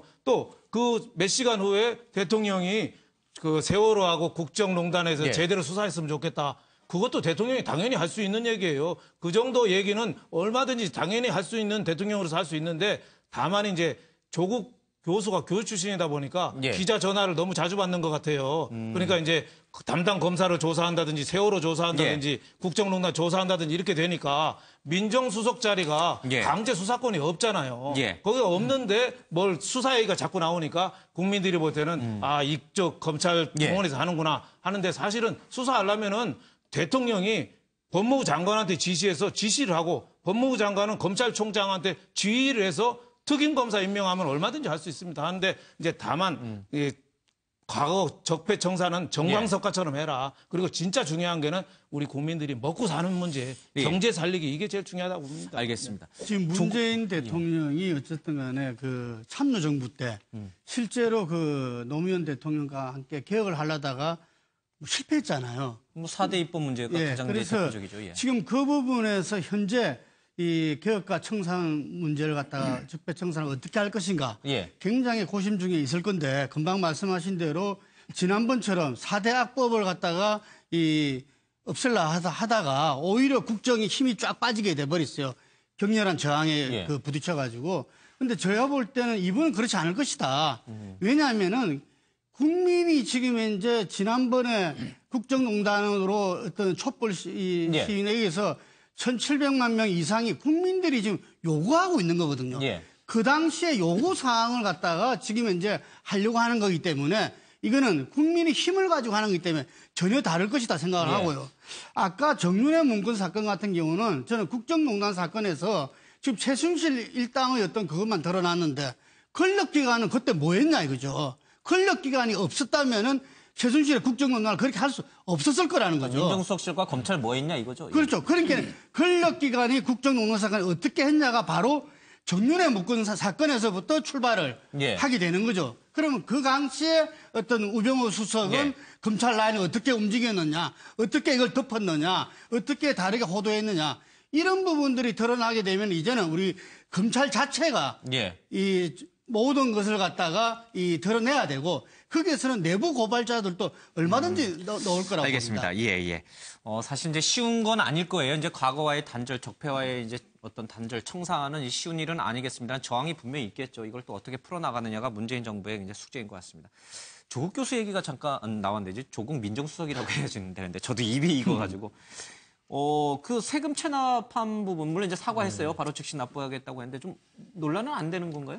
논란의 여지가 남아있는 부분은 있어요. 다만, 근데 우리가 흔히 들었을 때 사학법인의 문제라고 하면 굉장히 큰 법인으로서 뭐 학교도 큰데 교사들로부터 뭐 채용 과정에서 돈을 받는다거나 내야 될 돈을 안 냈다거나 정부로부터 지원금을 전용한다가 이런 데들이 굉장히 익숙해졌는데 이 웅동학원이라는 데는 그런 곳이 아니었죠. 막상 열고 봤더니 학생 수 266명밖에 안 되는 조그만 시골 학교고 학교 자체를 운영하는 것만도 한들어서 1년 예산 자체가 78만 원 정도밖에 안 들어오는 그런 학교라서 말씀하신 것처럼 그거 자체가 커다란 오히려 문제가 있을 것 같지는 않고 다만 그래도 조국 민정수석은 본인이 민정수석이고 고위공직자의 문제점들을 다 밝혀야 되는 그런 지위에 있으니까 정말로 그러니까 세금이 2천만 원이나 나왔다는 것 자체도 또 국민들이 볼 때는 뭐가 그렇게 그럼 조그만 학교인데 왜 세금이 많이 나왔지 이런 것들이 있지 않습니까? 그런 것들을 명확하게 밝히시고 또 이제 해결하실 부분은 해결하신다면 큰 무리는 없을 거라고 보여요. 이제 4대 이제 청산이라든지 4대강 문제라든지 이런 얘기를 좀 잠깐 했는데 이 저항이라는 것이 꼭 야권으로부터만 오는 건 아니지 않습니까? 김능구 대표님. 지금 같은 당내, 그러니까 민주당 내에서 이른바 자리 문제와 관련해서 특히 추미애 대표가 이 정무수석 자리에 김민석 이제 특보를 이제 임명하고 싶어한다. 그런데 이것을 문재인 대통령이 받아주질 않아서 뭐 약간 불협화음이 있다는 얘기가 어제 오늘 언론에 계속 보도되고 있어요. 이 내부로서 당청 관계에서도 갈등의 소지가 있는 겁니까? 네, 그렇죠. 지금 더불어민주당 같은 경우는 지난번에 전당대회에서 당 대표를 뽑을 때. 예를 들면은 친문 세력 중에서 당대표로 나갈 수는 없었죠. 지금 그 당시에 친문 패권주의를 갖다 극복해야 된다. 이 문제가 그것 때문에 분당까지 됐는데 그렇기 때문에 어떤 자선책으로 추미애 대표를 갖다가 이 친문에서 민 겁니다. 그러니까 친문 세력이 아니면서 친문 세력의 어떤 힘을 받아서 당대표가 됐던 거죠. 이게. 그러면 추미애 대표도 보면은 이제 이 대선이 끝나고 나서는 자기 정치를 해야 되는 거죠. 자기 정치를 하려면 자기 세력들을 갖다 심어야 되는 거고. 그래서 선거대책본부에서부터 지금 이제 말씀 놓은 김민석 이 상황 본부장으로 이렇게 앉히려고 했는데 그 부분에서 임종석 비서실장이 좀 이렇게 태클을 걸었던 모양입니다. 그러니까 임종석 비서실장의 선대본 후보 비서실장을 갖다가 안 된다. 이런 걸 갖다가 문재인 대표가 그 당시 문재인 후보가 이렇게 지혜를 발휘해가지고 두 분 다 그 자리에 하는 걸로 해서 그 당시에 절충하고 넘어갔답니다. 그러니까 그 문제가 이번에도 청와대 인사에서도 계속 불협화음이 나고 뭐 임종석 비서실장 인사하러 갔는데 자리를 좀 피했다든지 뭐 이런 부분들이 있는데 저는 이 부분들은 이 여당에서 앞으로 계속될 수 있는 문제다. 이번에 이제 그 원내대표를 뽑지 않습니까? 원내대표도 어떤 뭐 비문과 친문에서 한 분씩 나와서 양강 구도가 돼 있는데 이 부분에서도 어떻게 되는가가 당대표하고 연결되지면서 당청 간에 있어가지고 불협화음이 날 수도 있고 이걸 또 한 번 더 성화시켜가지고 새로운 대한민국을 여는데 있어가지고 좀 새로운 당청 관계 이래 나갈 수도 있다고 봅니다. 알겠습니다. 앞서 이제 뭐 소탈한 이제 서민 행보를 통해서 이렇게 박수 받으면서 언론에 칭찬받으면서 꽃길만 가면 얼마나 좋겠습니다. 방금 얘기하신 것처럼 이제 하나둘씩 풀어야 될 숙제들이 막 쏟아지고 있습니다. 이런 상황에서 야권은 또 지각 변동을 예고하는 일들이 좀 벌어지고 있습니다. 지금 자유한국당 홍준표 후보는 잠깐 미국으로 가셨습니다만은 이 바른정당과 국민의당의 합당 얘기가 어제부터 나오기 시작을 했어요. 물론 이제 당 지도부는 반대하고 있습니다만은 합당을 해서 60석을 가진 캐스팅 포트 역할을 좀 하자 이런 얘기가 나오고 있는데 현실화될 가능성이 있습니까? 근데 일단 뭐 저 논의가 한번 있었다라고 하는 것은 양당이 선거 전에 한번 있었다라고 하는 박지원 지금 물러나셨죠 전 대표와 저 김무성 바른정당의 뭐라고 그래야 됩니까 고문인가요? 그 당시 선대위원장 간에 한번 논의가 있었는데 박지원 대표 말로는 본인이 쪽에서 그를 거부했다 이렇게 얘기하고 또 바른당에서는 그게 아니라 안철수 후보의 지지율이 떨어져서 우리가 안 하려고 했다 뭐 이런 얘기인데 다시 지금 또 양쪽의 주호영 바른당 원내대표 그리고 지금 국민의당의 대표 권한 대행하는 주승용 두 분 다 주시성을 가지신 분이에요.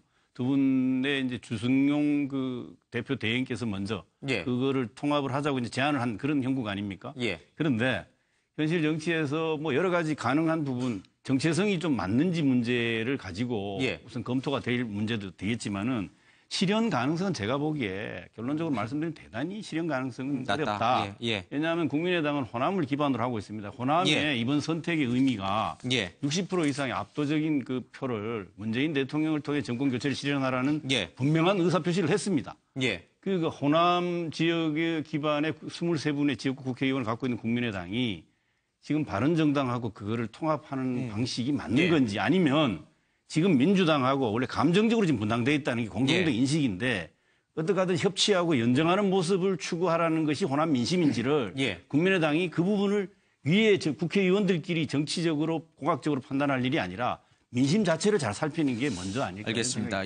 어쨌든 국민의당과 바른정당은 선거에 패했다고 해서 전국 주도권을 호락호락 민주당에게 또는 문재인 대통령 정부에게 주지는 않겠다 이런 의지가 좀 읽히는데 두 분 당의 관계자 얘기 좀 들어보겠습니다. 우리 당 40명의 지금 이런 인원을 가지고 있는데 지금 선진화법에 의해서 180명 이상을 하기 위해서는 저희 당의 외연도 좀 확대를 했으면 좋겠다는 생각이 개인적인 생각이고요. 그런 의미에서는 바른정당과의 통합 저는 적극 검토해야 된다. 바른정당이 지금 20석이지만은 거기도 지금 별단체를 유지하기가 어려운 그런 상황이 될 수도 있고 그래서 저는 바른정당하고 통합이 된다면 한 60석 정도면 국회 내에서도 캐스팅 보트 역할을 할 수 있고 안철수 후보에게도 선거 때도 선거 끝나면 통합을 하겠다라는 선언을 미리 좀 해주는 것이 난 필요하지 않겠느냐 그렇게 건의도 드린 바가 있습니다. 당이 서로 합치자는 제안을 받은 적은 있습니다만은 막상 공식적으로는 오늘 처음 제안을 받았습니다. 서로 지지 기반 지역도 다르고 또 여러 가지 이질적인 요소가 없지 않습니다만은 이념적으로 중도 온건 보수라는 점에서 또 정책적인 면에서 여러 가지 협력할 일은 많습니다만은 막상 당과 당의 어떤 좌표를 설정하는 일은 전체 의원들과 위원장들 그리고 당원들의 뜻이 확인돼야 되기 때문에 우선 제안한 척의 진위라든지 그쪽에 계시는 분들의 전체 의사인지를 확인을 하고 예, 뭐 지금 당을 이끌고 있는 두 당의 이제 핵심 네. 관계자들 얘기라서 좀 뭐 신빙성을 갖고 저희들은 듣고 있습니다만은 만약 지금 이재명 교수님 가능성 이제 두 당이 합칠 가능성이 없다라고 이제 낮다라고 보셨는데 만약에 하게 될 경우에는요. 지금 문재인 대통령이 후보 시절에 국민의당과의 통합 가능성을 얘기했거든요. 예. 그래서 국민의당과 민주당이 이제 통합 가능성이 더 높은 게 아니냐라고 이제 많은 분들은 생각을 하고 있었는데 민주당이 아닌 이제 바른정당과의 통합 시나리오가 지금 먼저 수면 위로 올라왔어요. 네, 국민의당에 보면은 두 갈래 목소리가 있어요. 예. 그러니까 일단 지금 문재인 대통령이 당선되자마자 한 이야기가 뭐냐면 민주당과 국민의당은 한 뿌리다. 그것은 예. 서로 통합을 하든지 연정을 하든지 뭔가 그런 걸 제의한 셈 아닙니까? 예. 사실은 국민의당 내에는 여당으로 갈까요? 야당으로 갈까요? 라고 하는 두 갈래 목소리가 있는 건 예. 사실입니다. 그래서 어저께 이제 국민의당의 주승용 대표 권한대행, 그다음에 예. 이제 바른정당의 주호영 대표 권한대행, 둘 다 원내대표지만 대표 권한대행이요. 예. 당의 현재 공식적으로는 당수 역할을 하는 사람들이 만났습니다만, 예. 뭐 당의 오너는 아니지 않습니까? 그렇기 때문에 소위 주주 회동이 벌어진 거예요. 예. 주주 회동 이 벌어졌는데 그 이유는 왜 그러냐 하면은 지금 선거 이후에 뭐라고 해도 가장 큰 위기에 처한 당은 저 두 당이거든요. 예. 자유한국당도 여러 가지 어려움이 있습니다만은 그 자유한국당 의석이 이번에 또 늘지 않았습니까? 예. 100석이 넘는 거로 늘었는데 두 당이 합치면 이제 60석이 되니까 뭔가 위기가 더 악화되지 않게 예. 하려면 뭔가 이 동병상련, 위기에 처한 동병상련 입장에서 만나서 뭔가 좀 뭐가 있을 것처럼 군부를 떼는 게 필요해요. 예. 그런 차원에서 하는 거고 그러나 결국에는 저는 통합이 이루어지기 어렵다고 봅니다. 두 당이. 예. 아까 잘 지적해 주셨는데 왜냐하면 서로 노선과 이념이 상당히 다르고 특히 예. 북한 문제를 바라보는 시각이라든가 예. 또 하나는 지적적인 여러 가지 이념적인 그런 지지 기반이 다르기 때문에 예. 그런 것들은 어렵고 결국에는 서로 야권으로서 서로 연대를 하면서 예. 같이 가는 뭔가 서로 동병상련 연대하는 이런 걸 하는데 지금 현재 또 하나는 뭐냐면 여권이 지금 현재 뭔가 이 협치를 해가지고 지지를 얻어내야 예. 되는 입장이잖아요. 통합이라든가 이런 연대. 그런데 내가 보기에 지금 인위적 정계 개편을 당장 하면은 여러 가지 또 역풍이 불 수가 있어요. 그렇기 때문에 지금 대통령과 여당은 예. 야권과의 협치를 잘하는 방안을 오히려 연구하는 게 낫지 않나 생각합니다. 알겠습니다. 뭐 시간이 제가 볼 많지는 때는 상당히 그 가능성이 있다 이렇게 봅니다. 예. 왜냐하면은 지금 대통령 선거 이후에 이래 의석수와 그다음에 투표율이 쭉 나왔지 않습니까? 예. 이랬을 때 좀 전에 이야기한 대로 지금 국민의당하고 바른정당은 한쪽은 제일 이 여당인 어떤 더불어민주당에서 땡기는 힘이 지금 굉장히 강하고요. 그게 전부 다 지금 이제 그 의원들이 지금 그게 빨려갈 가능성이 굉장히 큽니다. 예. 바른정당은 또 본래 한 뿌리였던 자유한국당에서 계속 지금 개별적으로 그 이야기하고 그 주호영 대표도 시인했잖아요. 예. 자유한국당에서 계속 그 오파가 오고 있다고 이게. 그렇기 때문에 그리고 자유한국당은 20석이잖아요. 예. 한 명만 어찌되면 원내 교섭단체가 무너집니다. 이게. 그리고 현재 그 국민의당 같은 경우는 호남을 기반으로 했는데 이번에 호남에서 더블 스코어로 졌잖아요. 뭔가 변화가 되지 않으면 안 됩니다. 예. 그리고 안철수 그 후보 같은 경우도 국민의당의 호남당이라는 부분들을 뭔가 극복하지 않으면 안 되겠다 예. 하는 걸 이번 대선에서 가졌고 이 전국에 골고루하게 그 20%를 넘는 지지를 받았기 때문에 그런 자신감도 생긴 거죠. 알겠습니다. 제가 볼 때는 안보 문제 때문에 이 통합이 어려울 거다 그러지만 예. 그 부분을 최소한의 어떤 이 서로의 정책으로 놔두고 저 두 당은 합칠 가능성도 상당히 있다 이래 봅니다. 알겠습니다. 여러 가지 좀 시각이 공존하는군요. 시간이 많지는 않지만 떨어진 대선 후보들 동정도 좀 살펴보겠습니다. 지금 홍준표 후보는 일단 뭐 문재인 대통령이 한 달 내내 이제 뭐 잔치를 벌일 수 있도록 피해주겠다라고 해서 이제 미국으로 가셨어요. 안철수 후보는 지금 어디 가 계신지 잘 파악은 안 되고 있는데 일단 얘기를 좀 들어보고 뭐 좀 질문을 좀 여쭤보겠습니다. 원래 패장은 말이 없는 거예요. 그 좌파들 잔치하는데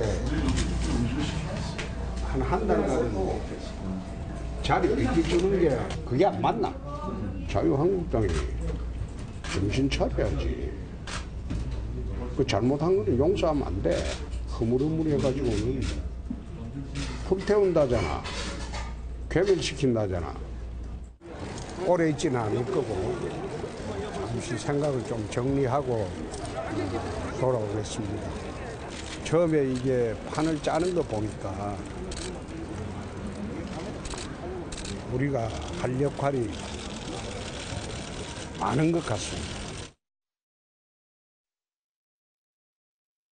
대한민국 국민이면 모든 사람이 대한민국 변화와 미래를 위해서 지금 적극적으로 노력해야 될 때입니다. 그만큼 국가가 위기 상황입니다. 대표님 향후 거쳐야 되는 건 구체적으로 좀 어떻게 하실 계획이신지요? 재충전 시간을 당분간 가지겠습니다. 어쨌든 정치 행보는 계속 이어가는 걸로 이해하면 될까요? 당분간 재충전 시간 가지겠습니다. 향후 당에서의 역할은 좀 어떤 걸 생각하고 계세요? 예, 당분간 재충전 시간 가지겠습니다. 어떤 거 하시는 거예요? 같은 대답이 나오는 걸 보니까 그만할 때가 됐습니다. 어디서 하실 건가요? 수고하셨습니다. 이번 선거를 통해서 후보 본인의 역량이 부족하다는 것이 많이 좀 드러나지 않았습니까? 그리고 또 하나는 우리 국민의당의 당과 조직의 역량도 부족했고, 그래서 제가 보기에는 뭐 집권하는데 좀 부족했다고 봅니다. 저는 2012년 대선을 치러본 사람은 아닙니다. 대통령 선거가 승리한다는 게 그게 보통 일이 아닙니다. 쉽게 되는 게 아닙니다. 근데 쭉 이렇게 보시니까 야 이거 조금 힘들겠다는 생각을 이 교수는 이 의원은 역량이 기본적으로 좀 부족했다고 생각하는 거죠. 또 선거에 떨어진 충격도 큰데 좀 이게 재충전하고 좀 쉴 수 있는 시간을 드리는 게 또 맞는 것 같긴 한데 자꾸 이렇게 언론이 또 이렇게 자꾸 들춰내네요. 이제 지금 홍준표 후보는 이제 전 후보는 이제 미국으로 갔고 안철수 전 후보는 지금 국내 어딘가에서 재충전의 시간을 좀 갖는 것 같아요. 지금 문재인 대통령이 이렇게 탈권위 소통 행보를 보이면서 국민들로부터 이렇게 높은 지지를 받는 걸 보시면서 무슨 생각들 하실까 이런 생각 좀 듭니다. 글쎄요, 제가 보기에는 좀 분위기가 안철수 후보는 미국에는요 아주 아슬아슬한 차로 떨어져도 사실상 정계 은퇴를 해버려요. 힐러리 클린턴이. 네, 그걸 옛날에 다 그랬어요. 고아 부통령도 그렇고 많은 사람들이 다 그랬어요. 근데 우리는 당연히 재충전해서 다시 하는 걸 당연히 생각해요. 문재인 대통령도 재수 아닙니까? 네, 그래서 재수를 제가 말릴 생각은 없는데 옛날에 DJ 대통령의 모습이 뭐 있었어요. 아 눈물을 흘리면서 그냥 영국 가버렸잖아요. 그래서 나중에 내가 나라를 구해야겠다. 이렇게 오는 모습하고 재충전 조금 쉬었다가 다시 한다는 거랑 너무 좀 신선하지가 않잖아요. 이렇게까지 했는데 좀 처절한 반성도 하고 예를 들면 안철수 후보 같은 경우는 시진핑도 하방했잖아요. 지방 하방. 하방에 내려가서 진짜 이번에 리더십을 제대로 못 보여줬잖아요. 국민들이 문재인 대통령 후보가 잘해서 그런 게 아니라 안철수 후보가 못한 게 더 커요. 그런 점에서 내가 뭐가 부족했나. 진짜 어떻게 보면 TV 토론에서도 좀 말을 왜 나만 괴롭히십니까? 라든지 뭐 이런 식으로 얘기하니까 믿기는 좀 어렵겠다 이런 생각이 들어서 많이 빠진 거거든요. 그런 의미에서는 더 밑으로 시진핑처럼 하방으로 내려가서 바닥 경험도 하고 외국의 정치 현장이나 산업 현장 좀 보고 나중에 기회가 되면 복귀해야 되는데 잠깐 재충전한다 온다 그러고 또 홍준표 후보도 아들 집에 간다는데 아들이 그 대통령 선거할 때 결혼해서 결혼식장을 못 갔잖아요. 근데 신혼집에 가서 한 달씩 그거 있으면 둘째 아들이 좋아하겠습니까? 제가 보기에는 그 따로 학교를 등록해가지고 조금 푹 좀 숙성이 된 다음에 그 다음에 내가 진짜 생각해 보니까 우리나라에 이런 게 필요하다. 이런 아젠다를 갖고 또 와야지. 뭐 좌파들 잔치하는데 한 달 비껴주고 나는 이런 차원이 아니라 좀 큰 차원에서 좀 봐야 된다고 봐요. 처절한 반성을 좀 하고 처절한 반성하고 우리나라를 어떻게 구해야 될 건가. 이런 거를 해야지. 다시 나라를 좀 제조한다는 차원에서 좀 봐야지. 어디 잠깐 쉬었다가 아들 집에 갔다 온다는지 어디 뭐 소풍 갔다 온다는 것처럼 한다는 게 대선 주자로서 저는 모양이 좀 안 좋습니다. 알겠습니다. 비유가 재밌어서 저는 뭐 웃음을 참지 못했는데 이재규 교수님 어떻게 생각하세요? 근데 저는 사실 그 홍준표 후보가 자꾸 이제 종편을 보고 종일 편파 방송이라고 막 자꾸 그러는데 근데 저는 뭐 홍준표 후보가 좀 통 크게 했으면 좋겠어요. 그러니까 본인 얘기처럼 그 국민이 부를 때까지 기다리겠다. 그런 자세가 좀 저는 본인 입으로 한 얘기니까 본인 얘기를 좀 실천했으면 좋겠고요. 안철수 후보는 정말로 통렬하게 되짚어보는 그 과정이 필요하고 저는 저 패한 후보들은 가능하면은 그 좀 홍준표 후보 말처럼 패전지장은 유구무원이잖아요. 그렇기 때문에 말을 안 하는 게 좋습니다. 그리고 뭐 통 크게 지금 정부가 잘 되기를 바라는 그런 마음 한마디 덕담하고는 조용히 자기 성찰의 시간을 갖는 그게 지금 필요한 행보가 아니에요. 알겠습니다. 이 선거 대선이 끝나고 나서 아마 이제 그 후폭풍이라든지 여러 가지 이제 여진이 계속 될 거예요. 그 여진 속에서 이제 대선 후보들의 행보도 관심을 좀 갖게 되는 것 같습니다. 이와 함께 선거 끝난 이후에 각 당이 선거 과정에서 이제 굉장히 치열하게 붙다 보니 뭐 고소고발도 남발을 했잖아요. 그렇죠? 그 문준용 씨 관련해서 뭐 인터뷰가 나왔습니다만은 어떻게 처리됩니까? 그냥 덮는 거예요? 아니면 문준용 씨 문제는 끝까지 가봐야 되는 건가요? 뭐 가짜뉴스에 자기가 휘둘렸다 이런 식으로 언론 인터뷰가 있던데요. 그러니까 그 명예훼손 같은 경우에는 기본적으로 이제 그 개인의 의사가 굉장히 중요시 됩니다. 본인이 굳이 나서서 이 사건을 하지 않았으면 좋겠다라고 한다면은 굳이 검찰이 수사하지 않는 게 상례이기도 하고요. 또 문재인 대통령이 그동안 보여줬던 모습을 보면 자녀들을 정치 상황에 관여시키지 않고 싶어 하시는 게 뚜렷해 보여요. 자녀들도 딸도 직접적으로 나서지 않겠다. 지난 2012년 같은 경우는 아예 아버지는 정치도 나는 모르는 사람이다라고 했었고 문준용 씨 같은 경우도 그런 면에서 대통령도 그렇고 자녀들도 그렇고 그런 부분이 확고해 보이기 때문에 상황이 이렇게 정리가 된 이상 더 키우지 않는 쪽으로 아마 가지 않을까 저는 조심스럽게 생각을 해보지만 다만 이런 식의 것이 또 모르겠습니다. 대선이 또 5년 뒤에 또 있을 텐데 또 한 번 있겠죠. 근데 좀 없었으면 좋겠어요. 제발 이런 가짜 뉴스. 왜 그러냐면 이번 선거의 특징 중에 하나가 전보다 해가 거듭할수록 이 기술들이 자꾸 좋아지다 보니까 뭘 만들어내기가 너무 쉬워졌어요. 방송처럼 그럴듯하게 만들어내는 거, 실제 기사처럼 만들어내는 거, 인터넷에 띄우는 거 이런 게 너무 쉬워지니까 이런 일이 끊없이 반복되는데 이런 일이 없어지는 거를 이번 선거를 반면교사 삼아서 그런 대비책 정도는 만져볼 필요가 있지 않나. 근데 이제 문준용 씨 얘기도 나왔습니다만 사실 국민의당과 이 민주당 또 문재인 대통령과 이 관계에서 좀 껄끄러운 부분이 저 부분이거든요. 근데 이 의혹을 강하게 제기했던 국민의당의 박지원 전 대표가 조국 수석을 굉장히 칭찬하는 글을 또 이제 페이북에 올렸는데 약간 화해 제스처인가요? 이제 이렇게 좀 불미스러웠던 문준용 씨 의혹 또 뭐 여러 가지 이제 김미경 교수 관련된 거 이런 거 좀 우리 이제 덮고 좀 잘 지내자 이런 제스처인가요? 제가 보기에 지금 말한 것처럼 그러니까 여러 가지 뭐 조국 교수 앞으로 잘 되길 바란다, 잘할 거다 그러면서 훌륭한 사람이다. 그 전에도 나에 대해서 뭐 저기 트위터라든가 페이스북 통해서 나에 대해 좋게 이야기했었는데 그래서 이렇게 덕담을 해줬는데 그는 바로 지금 앞으로 좀 좋게 지내자라고는 뜻도 약간 들어있는 것 같습니다. 지금 설명을 아주 잘하시는 것 같은데 보니까. 근데 이제 제가 보기에는 이번에 문준용 씨 같은 경우는 이제 국민의당이라든가 여러 당에서 이제 의혹을 제기했습니다. 근데 특히 이제 국민의당에서는 동료 그 대학원생의 증언이라고 하는 거로 폭로전을 했고 또 그건 전혀 사실이 아니라고 또 이제 민주당이 그러지 않았습니까? 근데 이런 거를 과거 역대 대선에 보면 이러한 거를 터뜨려서 나중에 보면은 서로 뭐 고소를 취하고 뭐 있는 등 없는 등 하는 경우가 많았는데 저는 이번에 한번 제대로 수사해봤으면 좋겠습니다. 통합이라는 이름도 좋지만 좀 지금 현재는 온라인 발달로 인해서 가짜 뉴스의 이 전파 속도가 굉장히 빠르고 가짜인 경우 진짜 이게 섞여 있거든요. 그렇기 때문에 이런 것들을 선거 기간에 무조건 뭐 진짜 믿거나 말거나 식으로 딱 거론하는 거냐, 그다지 진짜 근거가 있고 하는 거냐 이런 것들을 정확치가 않기 때문에 한번 수사를 해가지고 이것도 저는 좀 속도감 있게 알겠습니다. 빨리 해가지고 저도 끝으로 한 말씀 진실을 밝혀서 이런 일이 재발되지 않도록 어떤 가짜 뉴스가 나오지 않도록 어느 쪽이 사실이든 간에 그러면 검찰이 권력 눈치 안 보고 수사 잘 할 수 있을까요? 저는 이 부분에 대해서는 문준용 씨가 굉장한 피해자라고 저는 봐요.